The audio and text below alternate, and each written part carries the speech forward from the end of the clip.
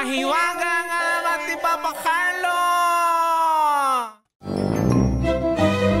Anong alamat natin ngayon?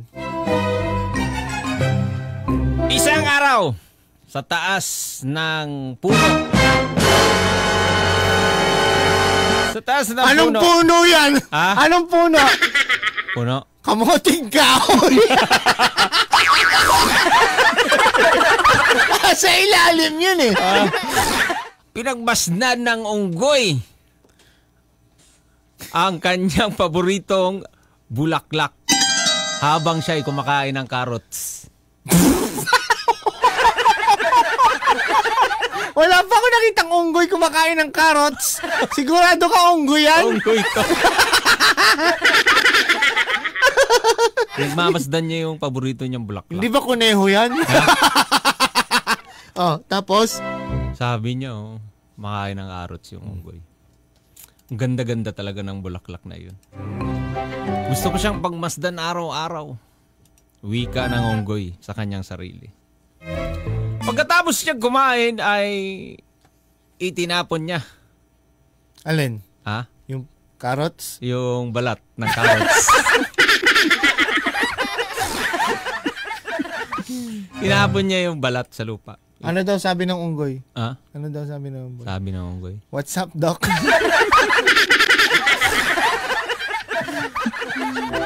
Tinapon Bugs niya yung Bunny. tinapon niya yung balat.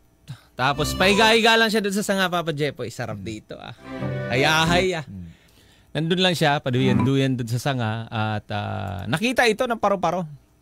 Paro-paro? Nilapitan ng paro-paro.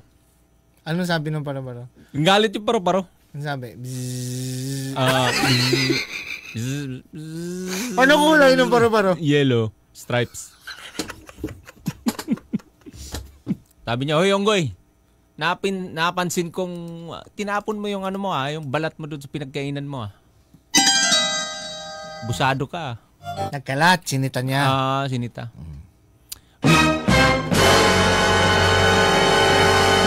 Wika naman ni unggoy. Nako. Nadya ko talaga yan. Lagi kong tinatapon ng mga pagkain dyan sa lupa. Anong pake mo? Nako. Siya pa maangas. Oo. Kumbaga sa kamote. Kamote. Ikaw na nga yung singit ng singit. Ikaw pa yung galit. Nasa lisensya mo. Akin ang lisensya mo! Sabi? Bakit ang pula ng mata mo? Sabi sa unggoy. Wala. Puyat kasi nag-ML ako kagabi. Alas 3 na ako nakatulog. Puyat Nag-rank Tapos? Kaya pala ang daming basura dito. Hindi mo dapat basta-basta na lamang itinatap mo ng mga basura kung saan-saan. Unggoy ka talaga. Sabi niya. Unggoy ka talaga. O ngayon kung unggoy, sabi niya, pake mo. Sabi ng unggoy. Sigurado ka unggoy yan? Kumakain ng carrots? Mahaba yung tinga Pahaba yung tinga. Yung ipin? Ha? Yung ipin? Dalawa. Nakalabas? Ayan na. Nakalabas yung ipin tapos nakabonet. Umipikit to. So, ano nangyari ngayon? Talagang maangas itong maangas. Sabi niya, pakialam mo. Sabi naman nung paro-paro, maaari kang makadulot ng trahedya. Meron namang mga basurang malapit dito. Doon mo na lang itapon ng mga basura mo. Paliwanag nung paro-paro. Ay, nako paro-paro, tigilan mo nga ako. Ang tagal-tagal ko nang ginagawa yan. Wala namang nangyayaring masama. Yun pa yung sagot ng unggoy. Malis ka nga dito. Nisira mo araw ko. Sabi ng unggoy. Kaya ang nangyari, Papa Jepoy, lumipad yung unggoy.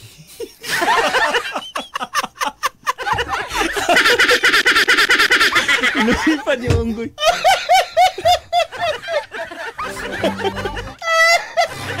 Palpak ka. Yung unggoy yung lumipad. Ang unggoy yung lumipad. Tapos bumalik siya. Teka. Bakit Teka ako lang. lumipad? Ba't ako lumipad? Mali. Mali. Yung paru-paro yung lumipad, Papa Jepoy. Wala imik.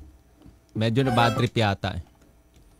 Isang madilim na gabi habang natutulog yung unggoy sa taas ng kanyang puno, ay biglang bumuhos ang malakas.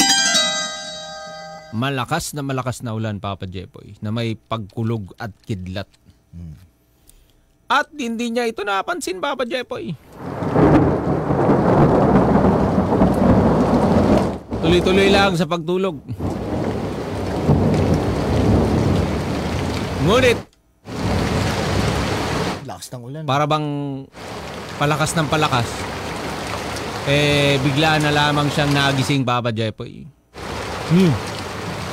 Pag ganito kalakas ang ulan, baha na dito sa lawa. Oh. Napatayo pa si unggoy. Dahilan sa may bigla siyang narinig na malakas na mga tunog. Ngayon, medyo nataranta na siya sa pangyayari, Papa Jepoy. Kasi nga, yung tubig ay palapit na ng palapit sa kanya. Hanggang saan ba? Hanggang tenga na? Ha? Hanggang tenga na yung tubig. Parang sa amin, ganyan yung baha sa amin, hanggang tenga. Hanggang tenga na. Oo. Grabe. Abot. Malakas na pala talaga.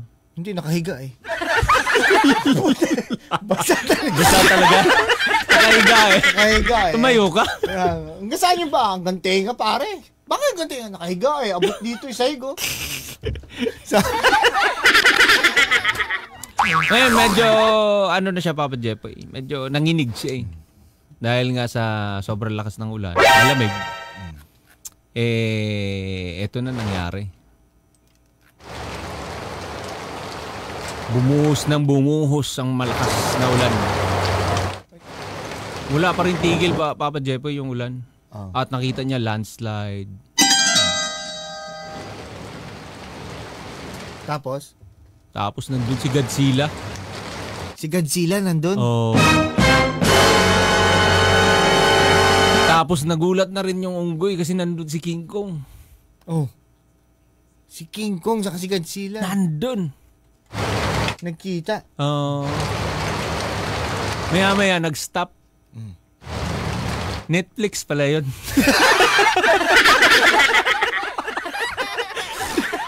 Kalagay. Are you still watching?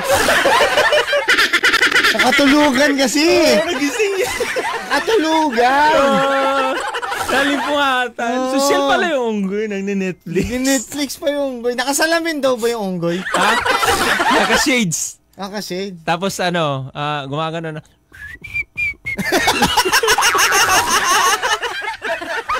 Tapos, ano nangyari? Kumakanta. Hindi, lakas talaga. At nagka-landslide na, Papa Jepoy. Ang nangyari, wala nang magawa itong unggoy, kundi sumigaw ng sumigaw. Tulong! Tulungan niyo ako! Yung mga puno, natutumba na. At ang taas na ng tubig. Medyo sa taranta ng unggoy, parang nahimatay na siya. Ito na ang resulta ng pagtatapon mo ng mga basura sa kalikasan. Ito ang trahedyang sinasabi ko sa'yo. Paliwanag ng paru-paro.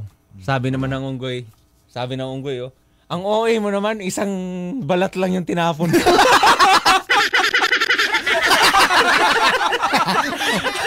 Ang OA mo naman, isang balat lang yun. Kasalanan ko lahat yan. Sabi ng unggoy, bilangin mo lahat ng basura. Bilangin mo, may carrots dyan. Sinisi sa kanya yung trahedya. Yung landslide, yung trahedya. Oo, yung ulan na pagbaha. Dahil sa carrots niya. Oo. Mali nga naman yun. Oo. Sabi ng unggoy, ang OA mo ha. Hello.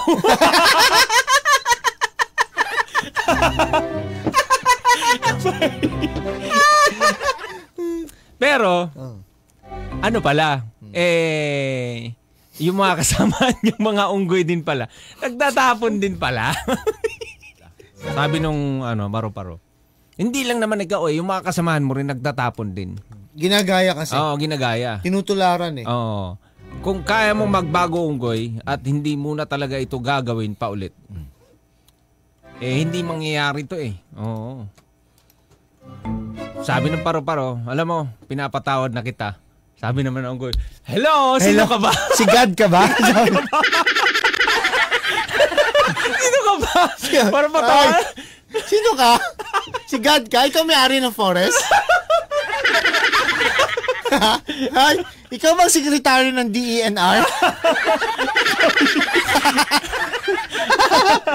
Piloso mo yung unggoy. Sungit. Talaga nagsusungayan sila. Oo, nagsusungayan sila. Pero sabi ng unggoy, pero tulungan mo na nga ako. Ang dami mong ebas. Oo. Tulungan mo na rin yung ibang hayop. Napipinsala na. Sabi naman ng paruman, next time kasi huwag mo na gawin yun. Oo. O ngayon, magtulungan tayo. At simula noon, Papa Jepoy, hindi na muling nagtapon ng basura itong unggoy. Kung saan-saan pa man ay hindi na sila. Naglagay na talaga sila ng basura. Basurahan. Oo, yung bulok at hindi nabubulok. Ang galing. Naglagay na sila doon. Kaso English Nag-segregate na sila.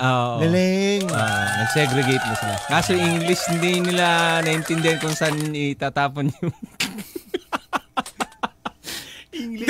Pero at least, natuto na sila. Oo, kaso nagkahalo-halo yung hindi nabubulok at saka yung nabubulok. Ganyan yung minsan tayo, di ba?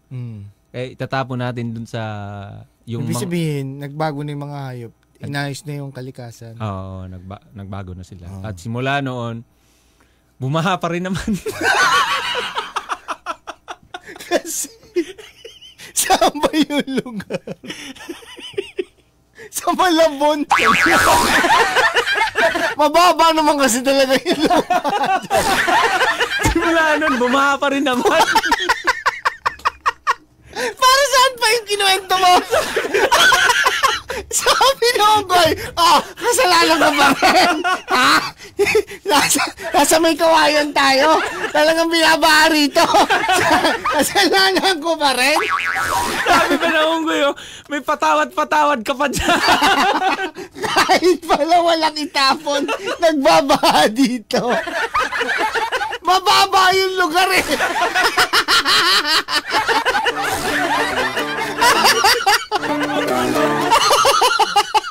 Alis ka na rito.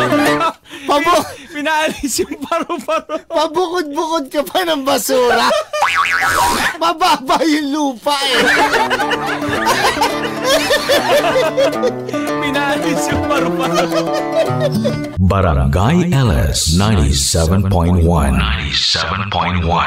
Forever Number 1